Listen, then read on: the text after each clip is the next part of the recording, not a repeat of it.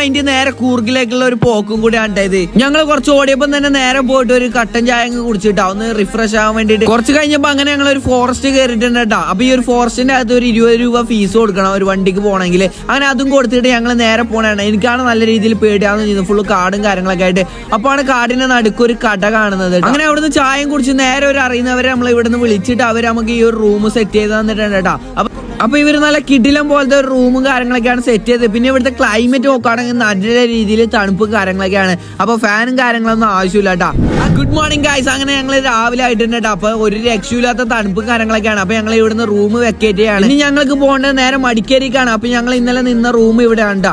അങ്ങനെ രാവിലത്തെ ഫുഡ് ഞങ്ങൾ ഇവിടെ ഉള്ള ഒരു കസിന്റെ വീട്ടിൽ പോയിട്ട് അവിടെ നിന്ന് കഴിച്ചിട്ടാ. നല്ല കിടിലം പോലത്തെ ഫുഡായിരുന്നു കേട്ടോ. അപ്പൊ എനിക്ക് എന്താണ് ഇഷ്ടപ്പെട്ടു. ഞങ്ങൾ നല്ല വ്യൂവും കണ്ടു പോകുമ്പോഴാണ് വണ്ടി കംപ്ലൈന്റ് ആയി. അങ്ങനെ ഇവിടുന്ന് ഒരു ചങ്ങായി നമുക്ക് ലിഫ്റ്റ് ഇട്ടിട്ടുണ്ട്. ആരും ഇല്ലാത്ത ടൈം മച്ചാൻ ഞങ്ങൾക്ക് ലിഫ്റ്റ് ആന്ന് ബസ്സിന്റെ അവിടെ ആക്കിയിട്ടാ.